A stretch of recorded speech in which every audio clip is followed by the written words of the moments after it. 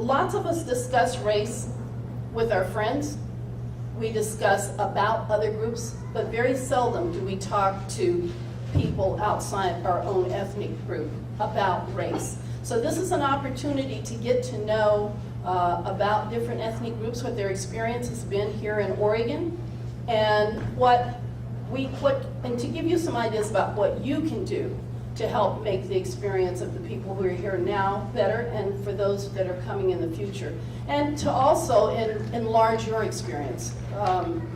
Because people don't think outside themselves usually. It's real hard, especially nowadays when the economy is just awful. And we're all worried about how am I going to survive. It's real hard to kind of think about other people at times. But I think if we join as a collective, then we can do this together and we'll all survive very well. Our first speaker is June Arima Schumann. And I'm just going to read what June has here. She retired in 2008 from her position as executive director of Oregon Nikkei Center, Legacy Center, a Japanese American history museum located in Portland's Old Town. She was among the founders who planned and organized Oregon Nikkei Legacy Center. The center has been in operation for nearly 11 years and has to its credit a number of locally researched original exhibits and growing collections of artifacts, photographs, documents, and oral histories. How many of you have been to the Nikkei Center? Great. Well, maybe this will spur some of us on to go down who haven't been there. June's professional life began as an art teacher in public schools in Kansas and Pennsylvania. Influences of civil rights movements of the 60s and 70s led to a professional change to social work and social change. She worked in the field of gerontology for over 30 years in advocating for the rights of elderly and creating equitable social services.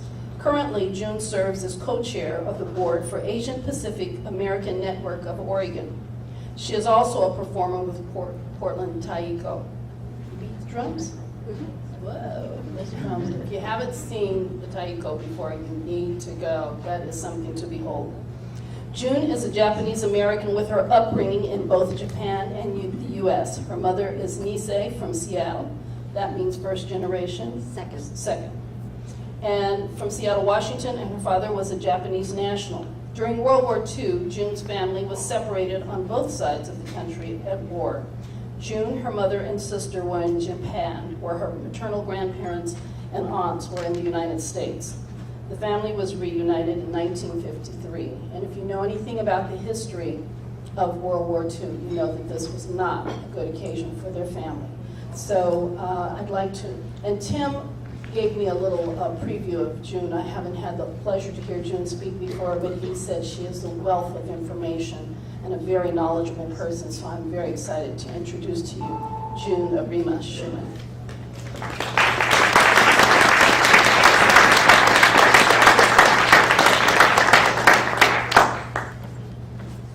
Thank you, Donna. I was asked to present from the perspective of old Asians, and I qualify in a couple of different ways. I'm older than many of you, and many of the panelists as well. And although my personal history in America goes back to only to 1953, when I came as a minor immigrant accompanied by a U.S. citizen parent. But more to the point, I'm part of the Nikkei community. Nikkei means people of Japanese ancestry living outside of Japan. And the Japanese American experience goes back more than 130 years. The Asian and Pacific Islander newcomers to the United States, on the other hand, arrived more recently after 1960s and more recently than that. Asian Pacific and Pacific Islander stories, older and younger, are part of a continuum of American history and traditions dating back to 1790. The earliest Asian and Pacific Islander settlers to the Northwest region were native Hawaiians who arrived around 1800, followed by the Chinese in 1850s, and then the Japanese in 1880s. And I have a few pictures to show you to help move my story along.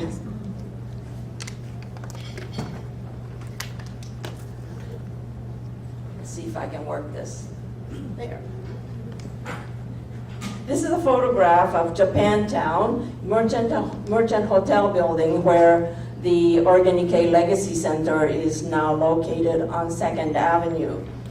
And you see here a couple with their baby, who are the managers of the laundry, bathhouse, and barbershop there.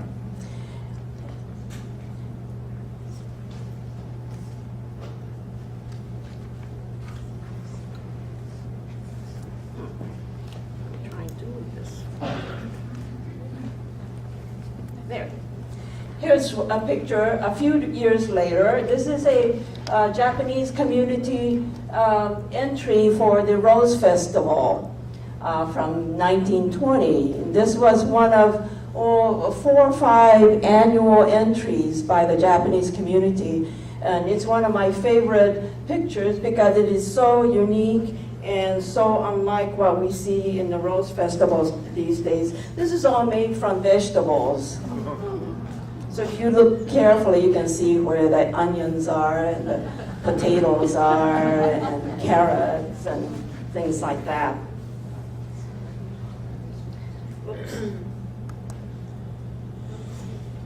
And this is a photograph from 1939 with a family farm in Helvetia growing berries. And the people in the photograph are the 2nd generation American-born Japanese Americans. This is the Merchant Hotel building on the 3rd Avenue side, going around the block from the earlier picture. And this is where Teikoku General Store was. And Teikoku today is known as Anzen on MLK. This is where they had their start in 1905.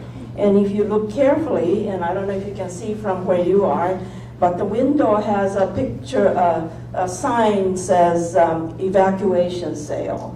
So this means that this photograph was taken in 1942, sometime between February and April.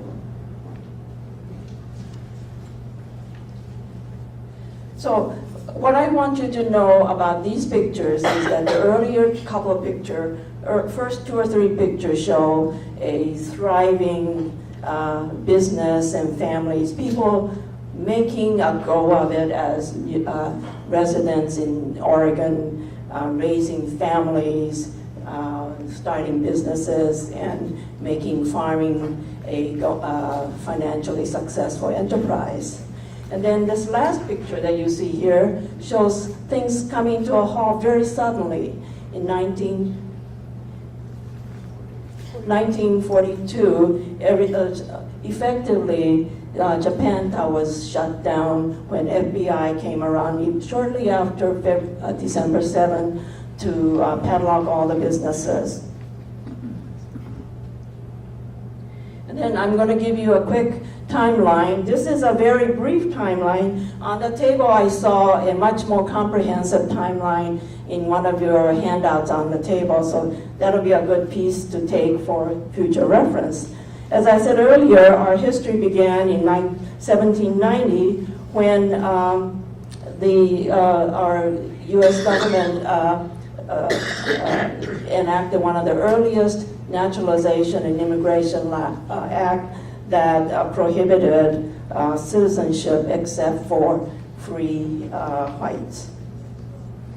And then you'll see that 1820s, early 1800s, Native Hawaiians arrived, and then Chinese arrived in the 1850s. Then you'll see in 1882, Chinese Exclusion Act is passed. Then in 1907, the law that was passed limits the immigration by Japanese. Then Oregon introduces one of the early alien land bills. And then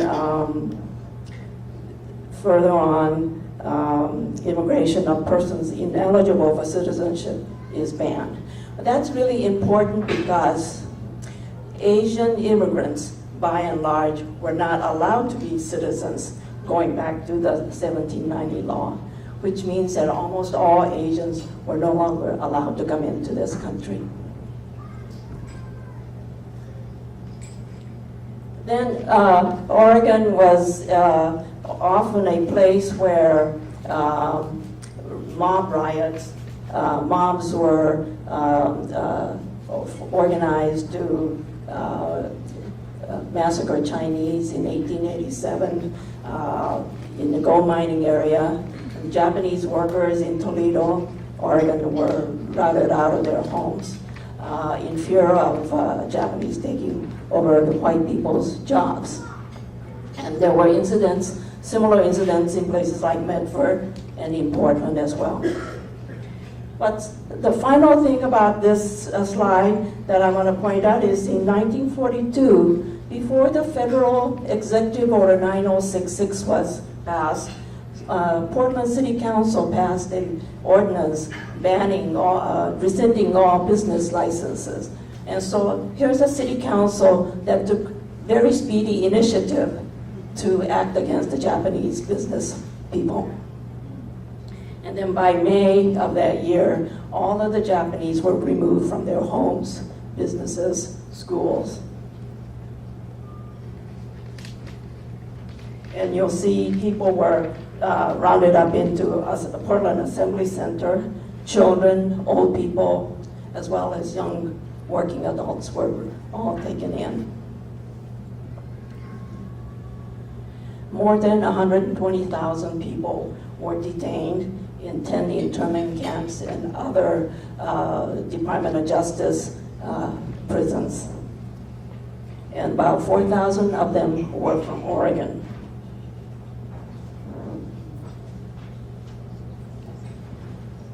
And for many of us, these are events that took many, many years ago, a couple of generations ago. And so sometimes it's hard for us to imagine why it's so important to remember these things, understand them, and to see the relevance of past events. And so that's part of the program for tonight that you all get to think about and talk about with each other. One of the things that I do want to leave with you is that these interruptions in immigration patterns that are part of our legal system, what they fit is that it prevents families and communities from accumulating their personal wealth, which then prevents families and people from progressing, and it creates great disadvantage for people. And so even though laws are no longer on the books, we are still feeling the effects. And if you would look at some of the data, a report that was issued by the Coalitions of Communities of Color, Asian Americans in Oregon, in Multnomah County in particular, are faring worse than Asian Americans in other parts of the country. And Asian Americans overall in Multnomah County have similar experiences to other people of color, which means that it isn't the individual initiative or effort, but the fact that they are people of color makes all the difference.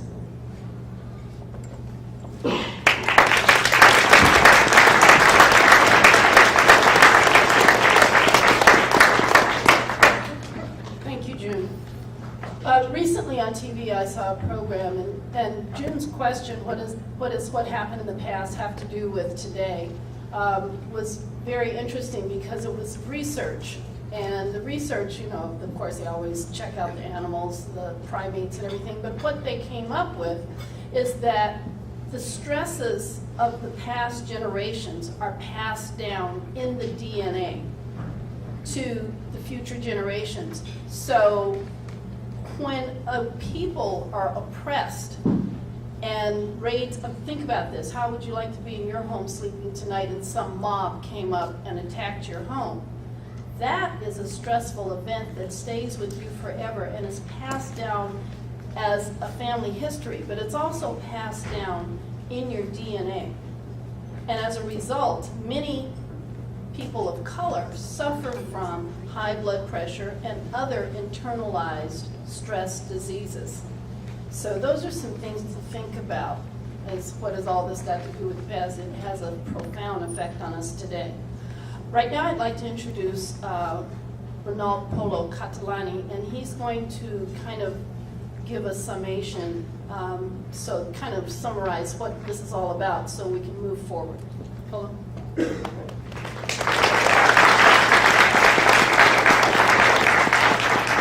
Good evening, Portland. Good evening. Salamat alaikum, saudara-saudara. Buenas tardes, mis hermanos y hermanas. Orlando, my Spanish-speaking buddy over here is going, oh my God, a Spanish-speaking Asian. We're called Spasians. Right, so what is my job today? It is true, I am a Spanish-speaking Muslim Asian island boy. And I have a feeling that Donna Maxey, we call her the Max, asked me to be here today because it was somebody's smart idea to have us come talk about Asians in Portland at McMenamins tonight. And I don't know a lot of things. I know 2 or 3 things, but one thing I know for sure is that you cannot say no to Donna Maxey because she's teacher, right? Mrs. Maxey is a teacher. We cannot say no to teachers. We respect teachers mightily everywhere on our precious planet, but particularly in Asia. I'm from Indonesia. So what I've suggested is we bring folks here to help us figure out what Asian means. Because I tell you, back home, we don't have this concept. Right? There is this geography called Asia, but you know, a Cambodian and a Korean don't like each other a lot and share nothing except rice. Anything else? A hatred of Japanese, maybe. Sorry. Nikkei brothers and sisters. It was a joke. Loosen up, people. Darn it. I know, this is a tight crowd. Okay, so here's what I propose, and if you could just follow us, we're learning at the same time, I think, as you folks are, or aren't. Old Asians are folks who've been here, Asian pioneers, for about 100 years. Okay, and include, as Jun Chan had said, Koreans, Japanese, or Nikkei, Filipinos, of course. New Asians are folks we call from 1975 forward. In 1975, you may remember, or maybe you don't, America had a gigantic foreign policy failure in Southeast Asia, and oh my goodness, Portland was overwhelmed with Asians. Oh my God, it's as bad as Portland being overwhelmed by Mexicans. Oh my gosh, or Portland being overwhelmed by Muslims. You know, what does it take? 300 of us? 400? Dang. Two. There is no overwhelming. As Jun Chan has shown to you, there's about 80 years of very ugly racialized immigration law in America. That's it, that's all.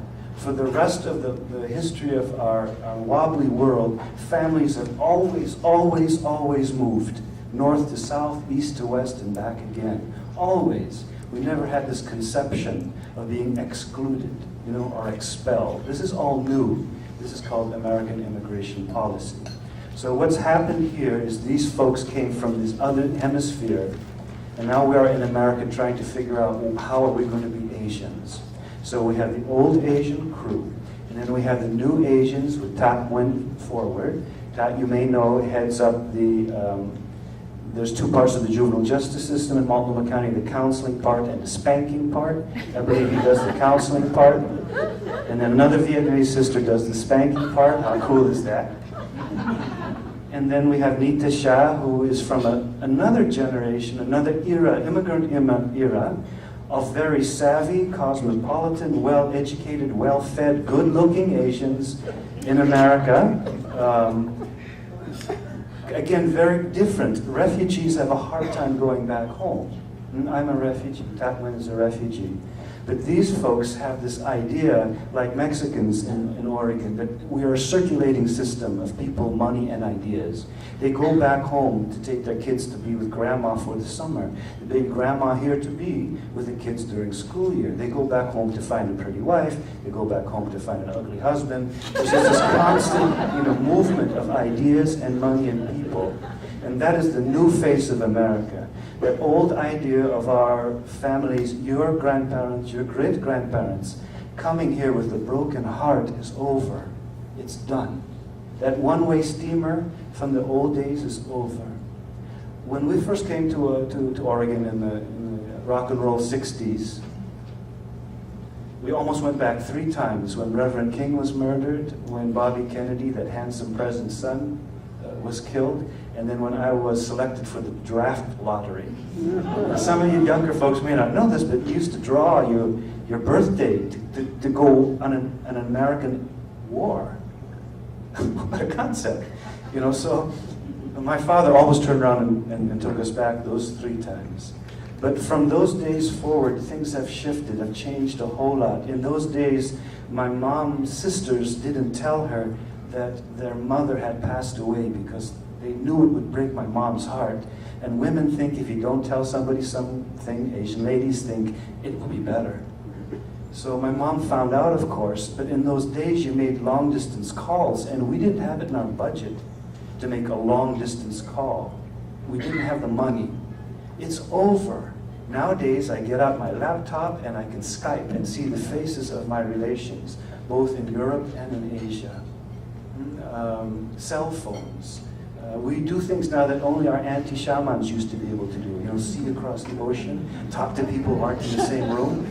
Any dope can do this. I have a $400 Toshiba. I open that puppy up, I can talk across the ocean. Okay, jumbo jets. We spend about a quarter of our income, my wife, Chompanu Shuto, and I, flying back and forth, keeping our family in town. So we are the new Asians. Okay? American-born Asians, forget about it. They're smart, their teeth are straight, they're tall. You don't know what to do about these people. So what is Asian? We don't quite know. I guess we're all rice eaters. But generationally, we're very different, even within the same ethnic group. And then in an immigrant era, we're very, very different. And then nationally and ethnically, we're very different. So let me apologize about Van Lan Khamsuk, who's on your program, not being here tonight. I love him a lot because he stole the C-130. The Royal Lao Air Force C-130, he stole it. I've stolen a lot of stuff, but never anything that good. I stole a steak knife from Mr. Steak when we first came to America. Damn, we don't have those, They're serrated with a wooden handle. Perhaps you've seen them. I put it in my pocket. I took it home. My mom made me give it back. But he stole the C-130, filled it up full of folks, and flew it and landed it in a football, soccer field in Thailand. Can you imagine? He's not here tonight, but we have Tat Nguyen from that generation. He's not Lao, so sorry about that. But he's from the 1975 crew forward. So I'd like to introduce him to you now, and he's going to talk, maybe not as silly as I do. He's one serious dude.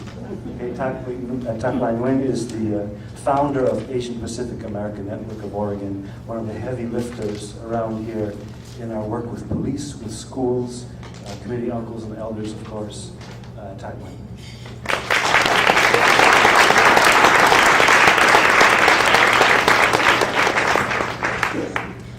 Good evening. As Polo said, I was the last-minute replacement, so I didn't know what I would want to say until I listened to Miss June talk, and then I just jotted out a few things.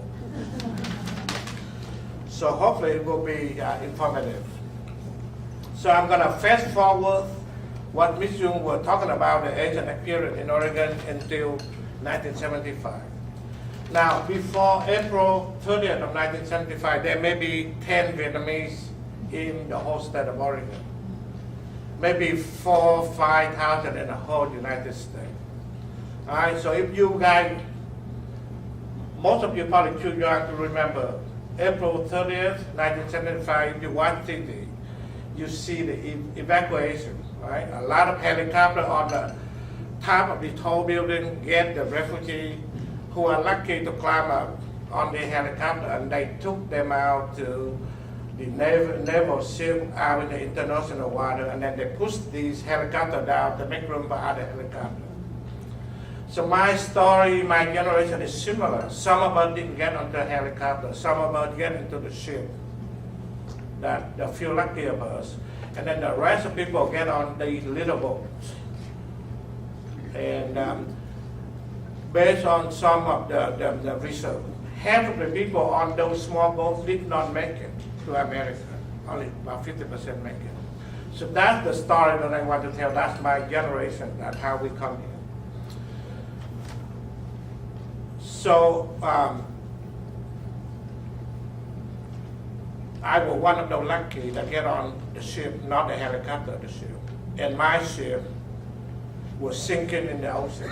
And I was one of the lucky few who got rescued and come to a refugee camp. So you have heard similar story from the Vietnamese American in the 1970s. So we make up that newcomer that Polo was talking about. Several thousand of us get to Oregon and Portland. Several million got to the whole United States. And why did we leave Vietnam? Because that was, we are refugees. Right? If we stay there, there's no freedom. Thing that we take it for granted here. And also most people come here because they want to sacrifice their life for the better life for the next generation. I think that one of the things that I think refugees that contribute to this country is to make it better for the next generation. So when we got here, several parents usually work 2-3 jobs. You know, when we were in Vietnam, watching at that time black and white TV, we think that America is the utopia. Right? We come here disappointed, but we said we had to make the most out of that. Work 2-3 jobs, go to school, go to college, learn English. Despite of all of the barriers that we had to face, the language, the culture, or the racism, we sacrificed for the better generation. And most of us make it. A lot of us didn't make it. Most of us make it. And one of the things that Polo talking about, that how I have been in the working on a social justice issue for the last 30 years or so. The first day that I come here, because I've seen that parents put a lot of hope and dream in their children, in the next generation. So education is really important. They make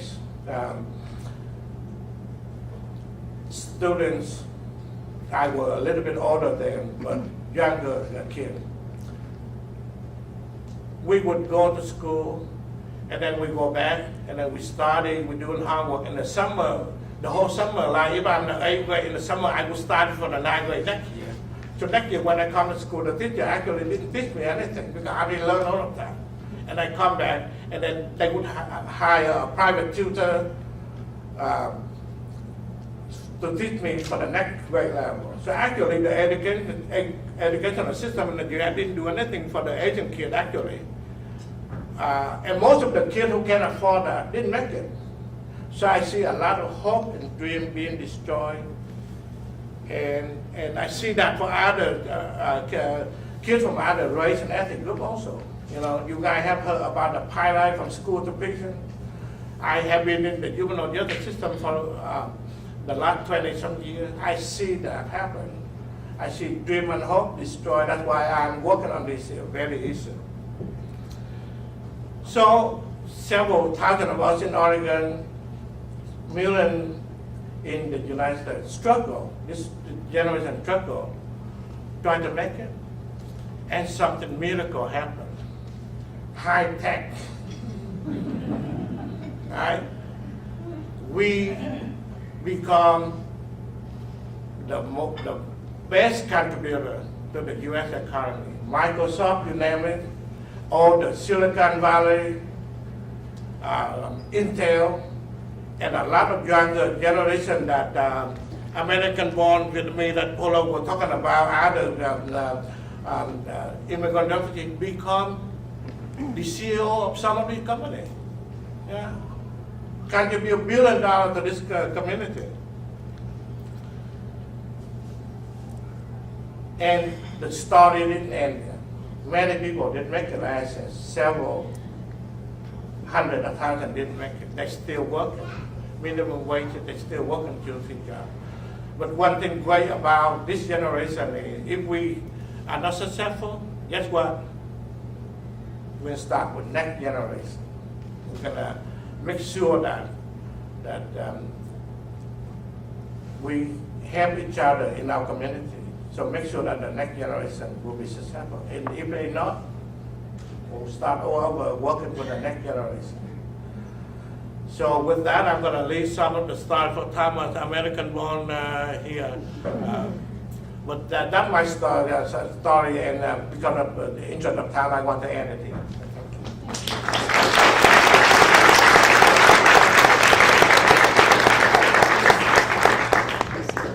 Polo's so used to being in charge, he doesn't know how not to. I love you. Sit down. Our next speaker is Nita Shaw, and Nita is Eastern Indian extraction. And I thought about this, and I had to laugh. I don't know if you know how magical you are. And I'll tell you, and she's a little younger than me. But in my lifetime, Eastern Indians have gone from being white to being Asian. Now that's pretty dadgum magical. I remember when I was a kid, I'd look in the books, you know, the story of man, and there were these people with jet black hair, but it was very straight, and some of them were darker than me, but they were considered Caucasians. And I'd go to my mother and like, Mom, why are these people considered Caucasians? They look like me, but they call them white, and I don't understand this. So she was trying to explain this, and she couldn't understand it either, but she was trying real hard. But somewhere along the line, and I'm not sure when you did your genie switch, they became Asians. And that's really amazing. Now, if you look at the map, Asia, quote, people who come from Asia, it's a huge portion of the world. And those people have nothing in common except how they're treated here in the United States, and that they're grouped together as a group called Asians. So that's just something to think about. I mean, when she comes up here, if she sparkles or something with her magic dust, you know that's what the reason is. Nita Shaw, and I would say, Nita is one of the people who was on our advisory board when we started Race Talks, and she graciously gave of her time to give us some ideas about how we could put this together and how we could make a statement and get people thinking. And she's been very busy, and I'm not going to read all of her past. She said she came here in 1980, but she's been a heck of a busy lady. She has a background she has right now she's director of the Micro Enterprise Services of Oregon, the Pedagogy Institute. And I met you at a fundraiser for domestic abuse, so I think you were the director of that also at that time. And a wonderful dance that was given, and people were wearing their ethnic dress, Eastern Indian garb. I can't remember how to say the words for the name of garb, but it was just, I couldn't put my eyes anywhere. It's like this necklace. It was like everywhere you looked, it was something different and beautiful and colorful. She's also been Oregon Care Resource, Child Care Resource and Referral Network. She's worked hard with children. She's had restaurants. She put together a number of restaurants and changed them from dying businesses into thriving businesses and sold them in a 2-year period, which is quite a feat. So she really does have pixie dust around her. Nita Shaw.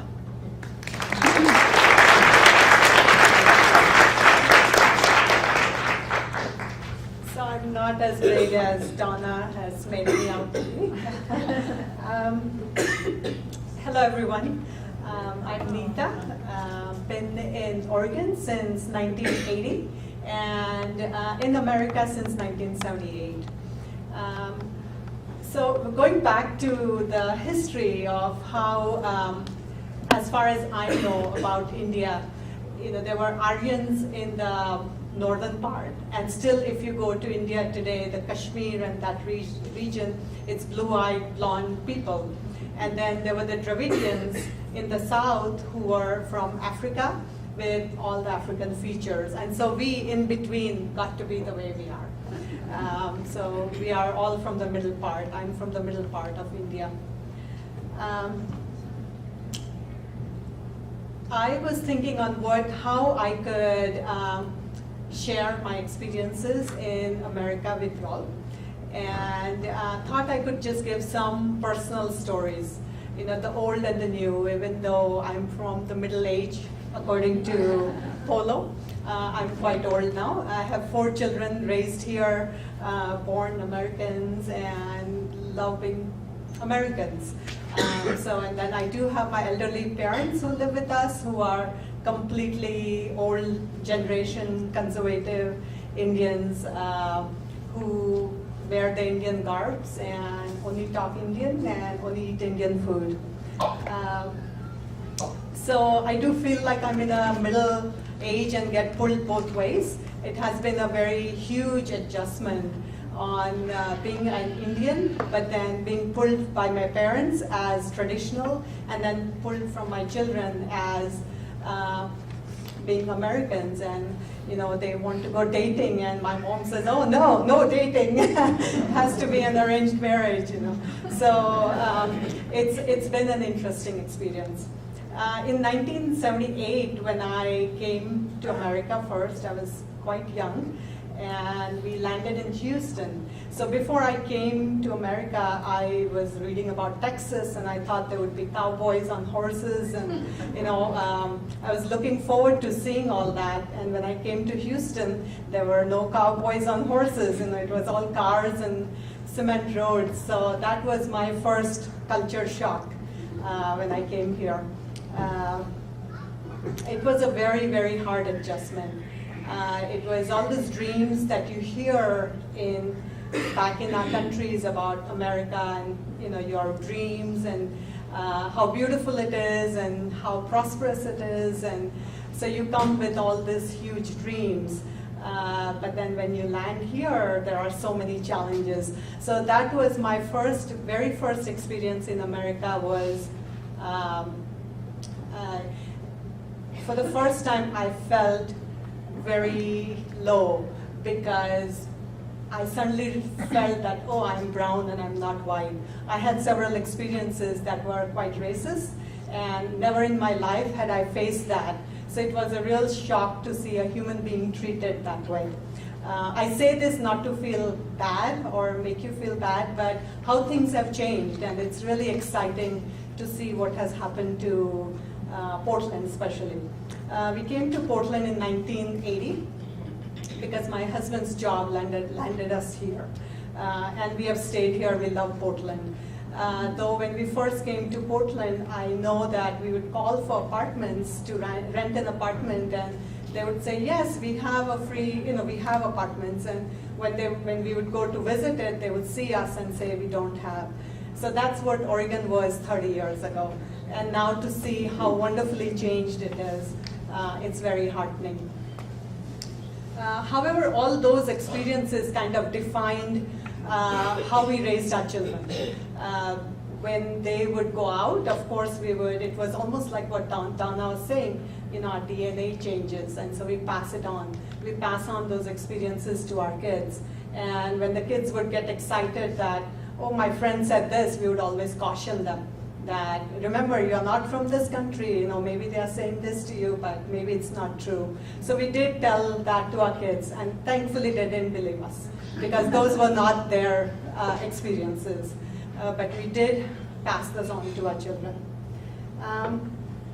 I remember in 1980 in Portland, there were about 4 to 5 Indian families, and now there are 40,000 Asians, or just Indians, I think, in Oregon, out of which I think 15,000 are in Portland.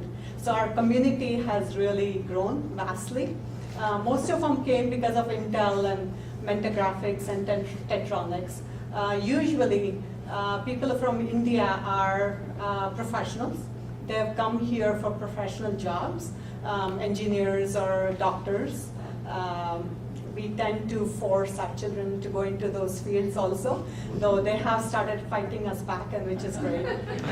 I don't have any doctors nor one engineer out of my 4 children. So, the jobs kind of brought us here to Oregon, and we tend to kind of stick together in our community quite a bit. We have a lot of cultural programs that we pass on to our children. So there's a lot of activity that goes on in the Indian community. But what we have found is that we don't integrate ourselves very well with the other cultures that are around us. And so our program FACE, where Donna first met me, is mostly for that, is to try to bring Indians out and engage with the government, engage with different communities, and become part of the whole society. We hope that those experiences will be good for them, and that Portland, I think, is open now to minority communities. I do feel left out many times, even as my job with a nonprofit, where at the table there might be a white person or African American, there might be a Hispanic, but most of the time there is not an Asian at the table. I do feel that that's part of our responsibility also, is to say, here we are, and please listen to us too, because there's a lot of valuable information that we have. And I hope that you all support us in that. Bring us to the table too.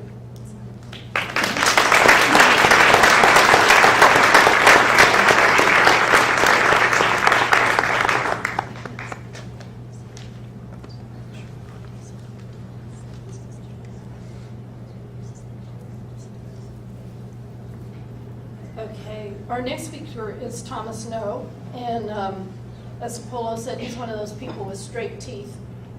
And that is the influx of culture. If you look at in the community, most people who are older have crooked teeth. And you see all of these younger people and they have straight teeth, and you wonder, well, wow, were they all born that way? No, they have braces. And now that's why I have pretty straight teeth too. Because I'm an old person who went and got braces. Thomas was born and raised in Portland. He's a second generation Vietnamese. His parents came from Vietnam. He was educated at University of Portland with a BA in political science and philosophy, and went to Marshall High School. He served on Vision Portland Community, which I'm sure he'll explain a little bit more about, and he co-chairs Apano, which Mr. Nguyen is co-founder of. And he's currently a communication specialist at TriMet. I bring to you Thomas No.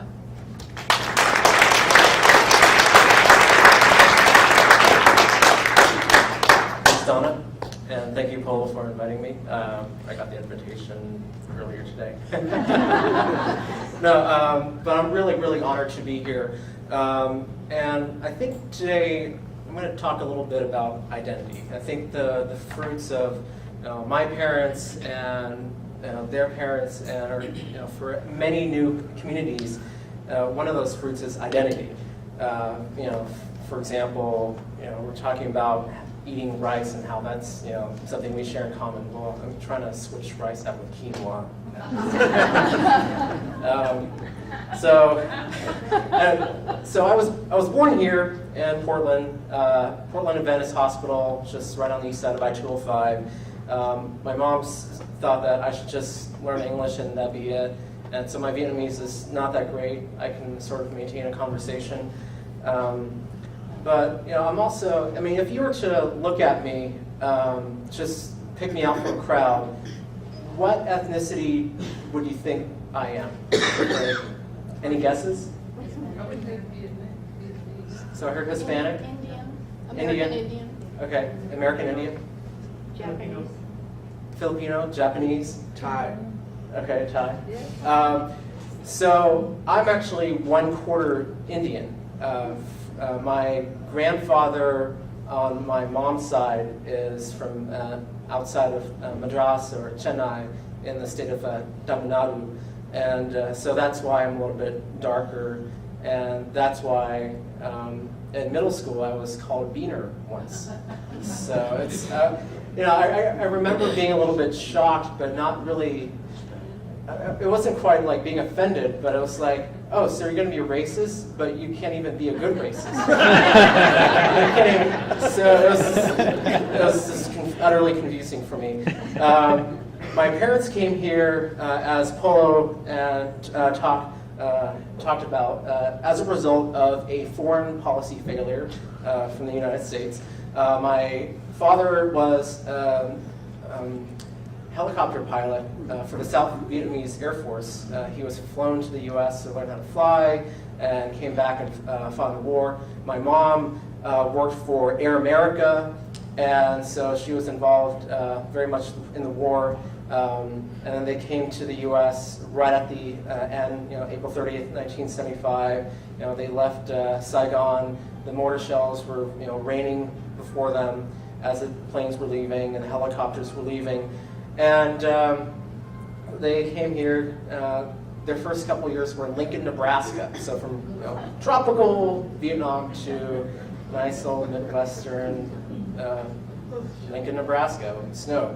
And they eventually found their way here to the Northwest, first Bellevue, then Portland. And my parents, my mom worked administrative insurance. My dad worked in computers. And so that's a little bit of background about myself. Identity-wise, I'm an only kid, and in school growing up, it was I didn't exactly fit in with the rest of all the rest of the new immigrants, the new Vietnamese folks, and so I found my own group of folks that came from all different cultures, and. I went to Marshall High School in Southeast Portland, had a kind of skewed view of Portland as well. I kind of thought Portland was like 82nd Avenue and this place sucked and I wanted to get out of here. And I ended up, I wanted to go to NYU. The financial aid didn't work out, so I went to the University of Portland and got involved. I at first was into computers. I wanted to become a programmer, wanted to do all that stuff, and then I got into journalism through the Oregonian. They had a great journalism program, and then got into issues that affect people, and got into politics, and so I majored in political science and philosophy, and got involved in Vision PDX, got involved with Apano, and so that's where I am today. I've never been back to Vietnam. I'm thinking about visiting at the end of this year, and so that's sort of my identity. I live in North Portland now. I bike. Yes, Donna. I was at the North Williams meeting.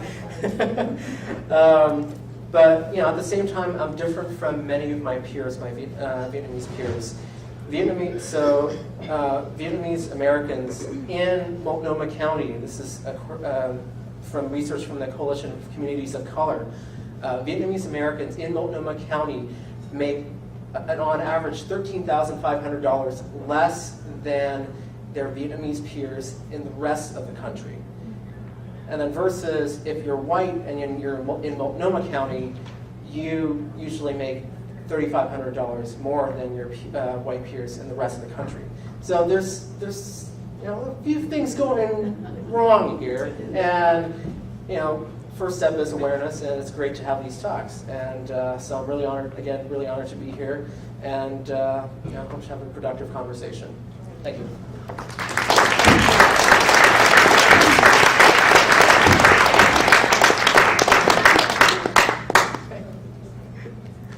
That hug was because I've been made out to be the antichrist of the bike community.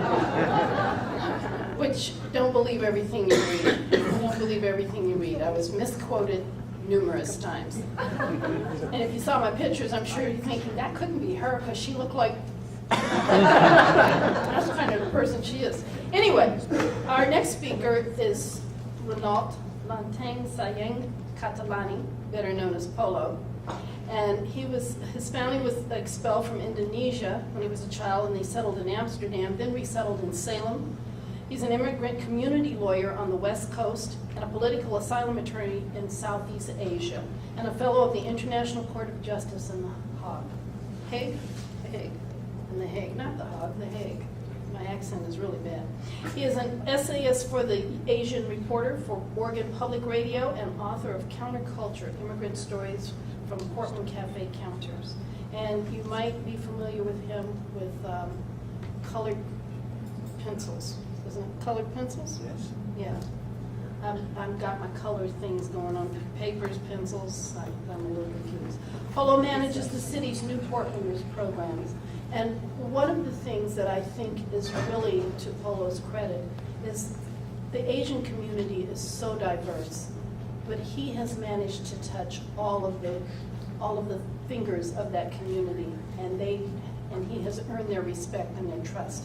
And that is more than a notion for anyone to do that, especially for such a diverse group. I bring to you Polo Catalani.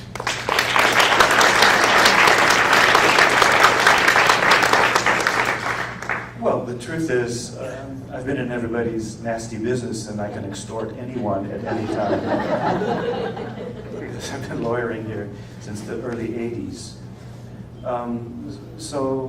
What have we learned? We've learned about rice. We learned Thomas was called a beaner. You know, when I was growing up, I was called shrimp spick. And my brother was called shrimp gook. And we are brothers. Get it? We have the same mother and father. And my understanding is that a spick is a Mexican and a gook is a Korean.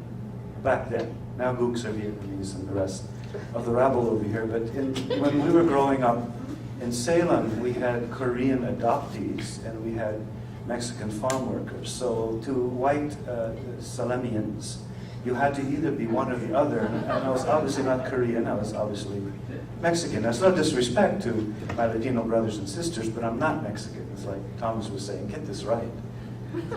The other thing I think we know is in Asia, we think of ourselves as either children of Mother India, Nita, or we think of ourselves as children of Mother China, Lillian. Any other Chinese? I don't hurt anybody's feelings, okay?